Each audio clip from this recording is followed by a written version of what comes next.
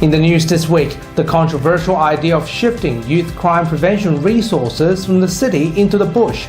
But will it work? A WA News exclusive. Fear of mortgage defaults on the rise in WA as interest rates continue to climb. New Liberal leaders' response following calls for anti-racism policies. And later, Dr. Andrew Miller's comment. This is The Evening News with Ivan Loom and Maliva Thorne.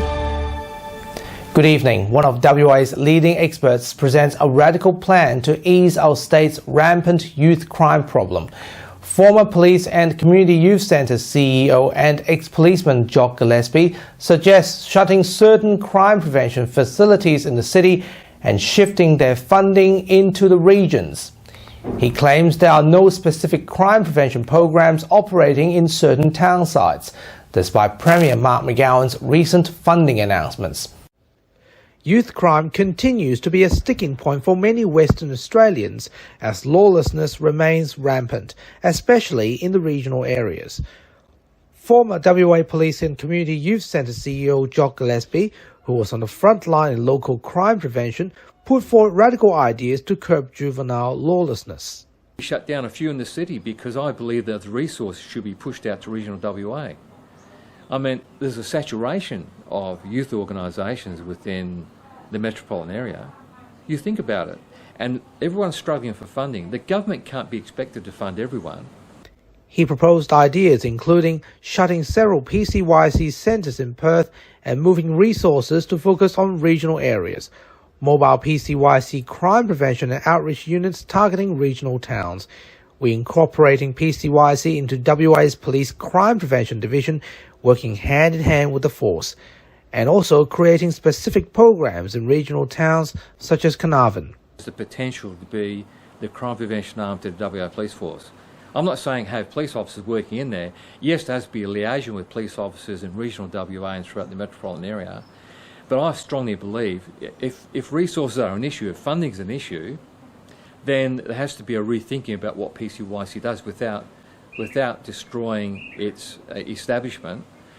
He again warned that the organisation may become irrelevant if things don't change.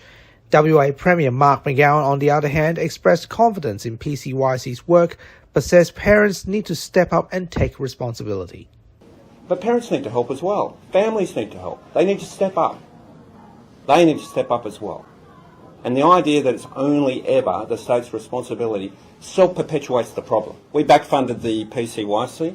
We're rebuilding PCYCs around the state, and they perform an excellent role, and I'd like to congratulate Jeff Stook and the team.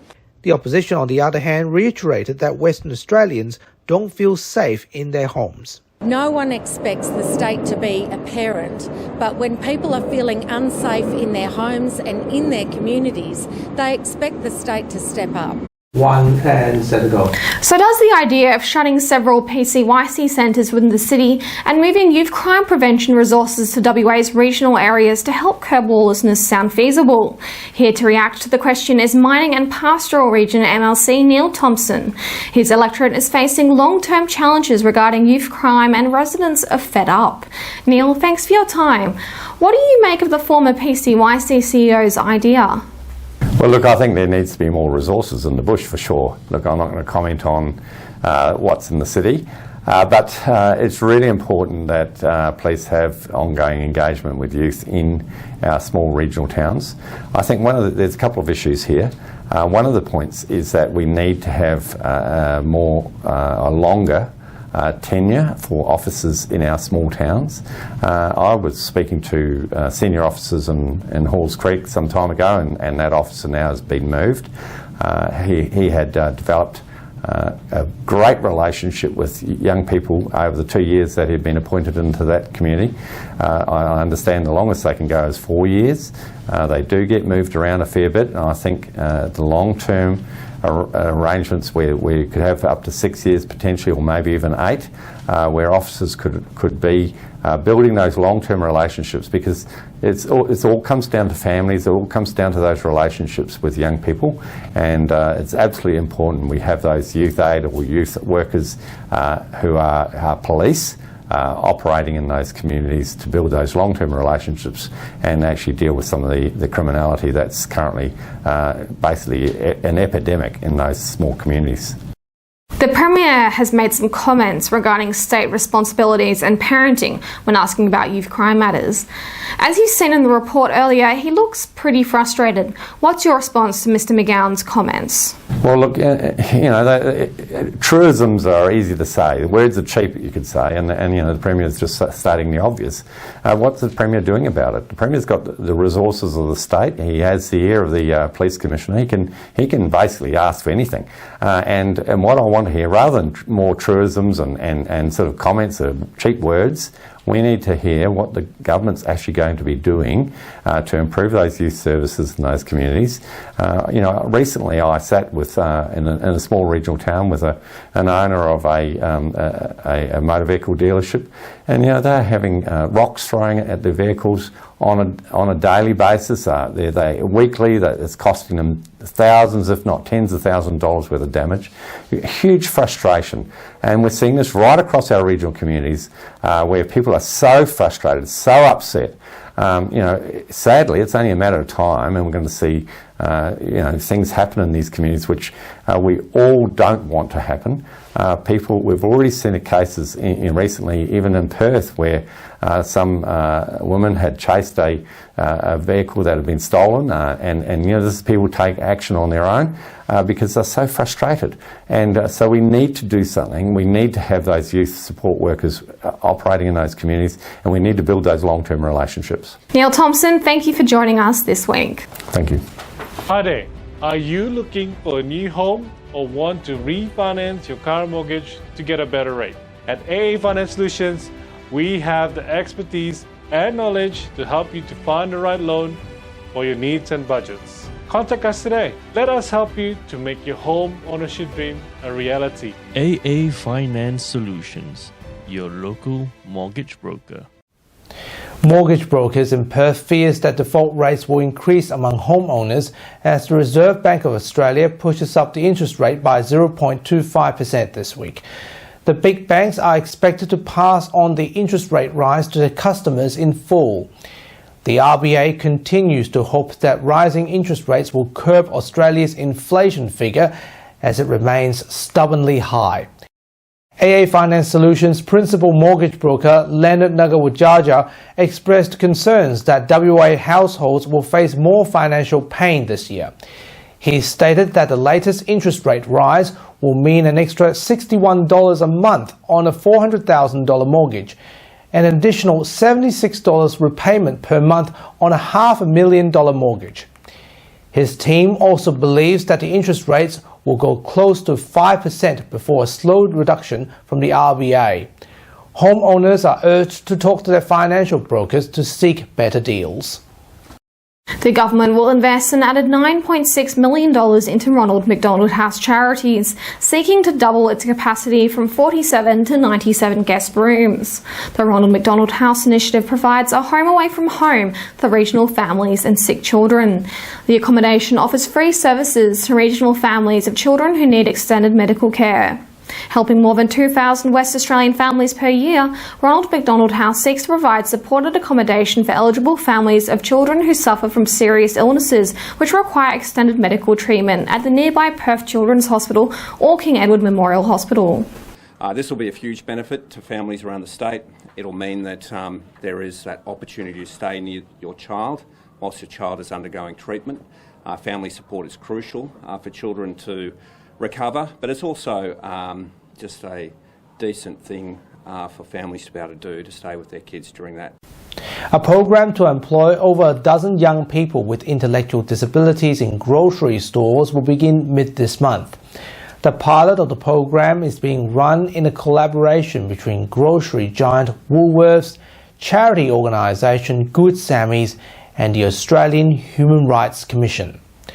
Around 20 employees from the charity organisation Good Sammy's will be taking part in a 3-month-long program in which they will be trained and work in areas of bakery, customer service and groceries.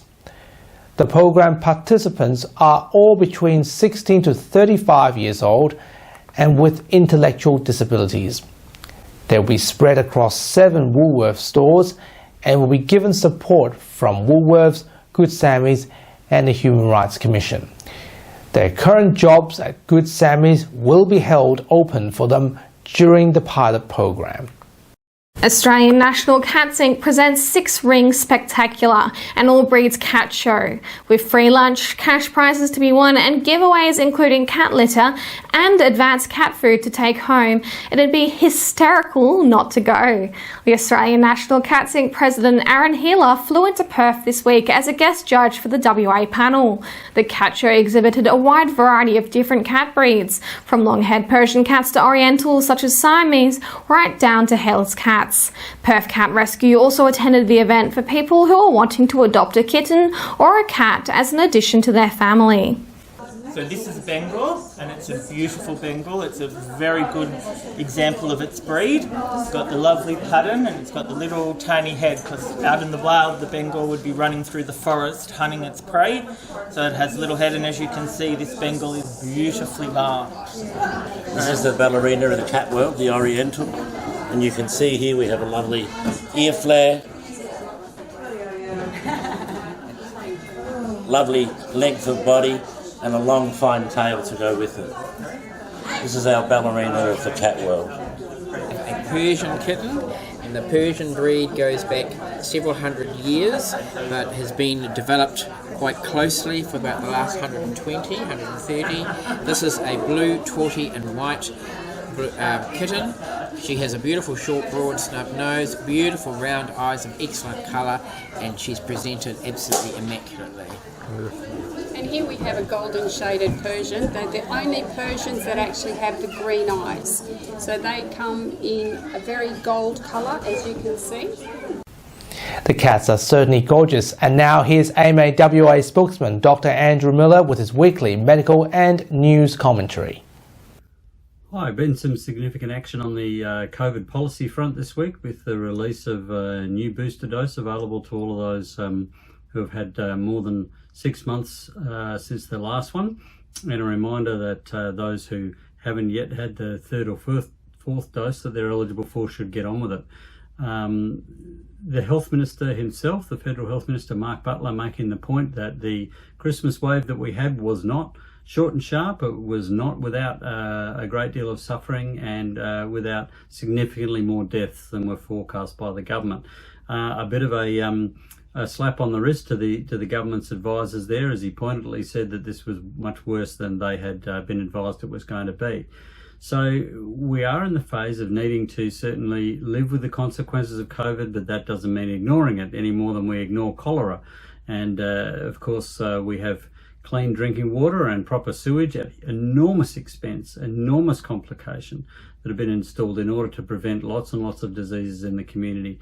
And we're going to have to do the same thing with clean air, and we can start with our own premises, and we need to get a national clean air standard, just like we do have a national food hygiene standard, so that we can be reassuring people that when they go places they're not going to catch diseases that they definitely don't want to have, and COVID is just one of those which we can cut down and prevent. Things like RSV, flu, parainfluenza virus, even rhinovirus will have an effect on people, and if we can get clean air, all of those things will reduce.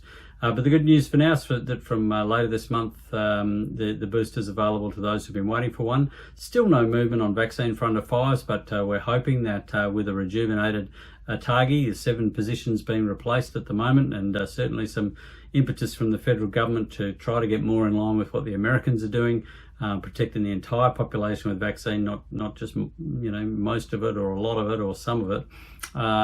Hopeful that we'll see these life-saving and complication-saving and long COVID reducing vaccines rolled out to the entire population. Meantime, keep your family safe and look after one another and enjoy this relatively mild February, and we'll talk to you again soon. Thanks for your time.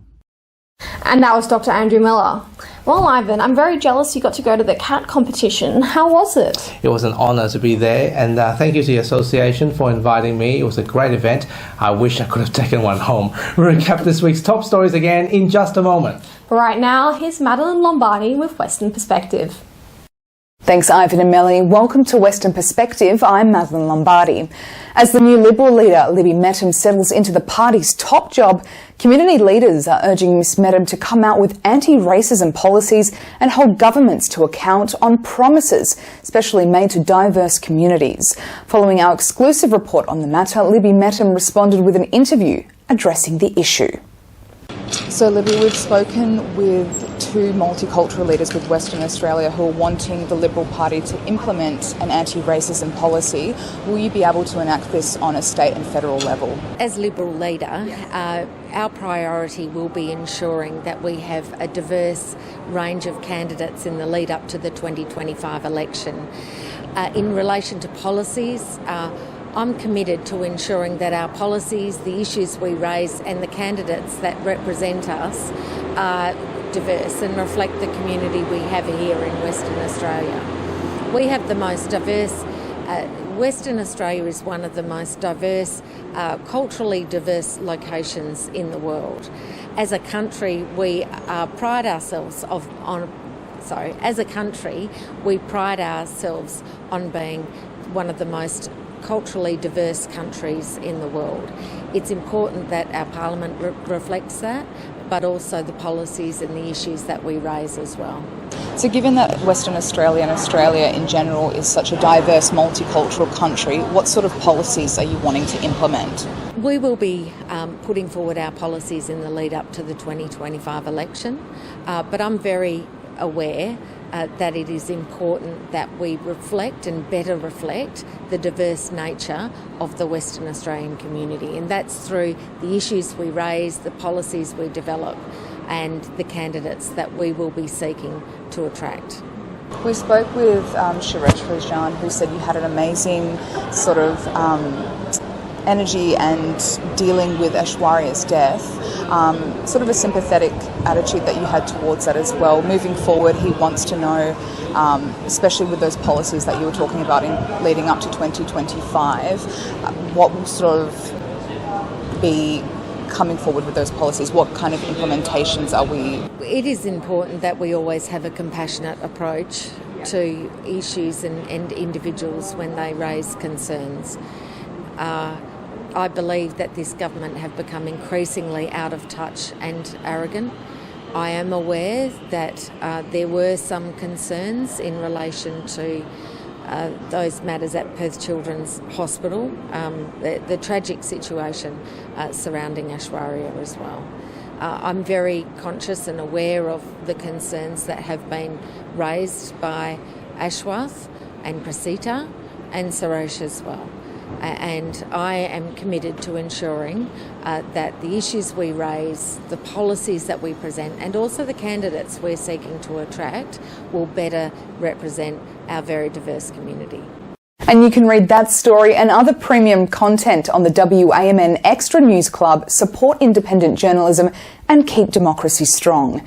And now here's Leah Puglisi with what's coming up on 6 News Tonight. Thanks, guys. On 6 News, 50,000 people. That is the possible death toll from the Turkey-Syria earthquake that could be reached within weeks. Trees and power lines down, but the worst appears to be over on Norfolk Island as a considerable clean-up begins following Tropical Cyclone Gabrielle. And we did not believe it. A former United Australia candidate speaks out about the party's claims that they could win the 2022 election. Watch live on our YouTube channel. Just search 6 News AU to find us, or head to our website, 6newsau.com. For now, guys, it is back to you. Thanks, Leo. And now a brief weather update. It's going to be very hot over the next 24 hours with temperatures in Perth set to hit 36 degrees on Monday, 32 on Tuesday, 27 on Wednesday, 26 on Thursday and 28 on Friday. Overnight temperatures will remain cool between 15 to 21 degrees. And that's all from Western Perspective this week. I'll be back with you next Sunday. Until then, Ivan and Melly, it's back to you. Thanks, Maddie. And that's our weekly news and current affairs. We have the latest news on our website, wamnnews.com.au. Don't forget to subscribe to the WAMN Extra News Club so we can continue our work in the community. Full details on wamnews.com.au/news/extra. From Melly and myself, we wish you good health, good night. See you next Sunday. Thanks for watching.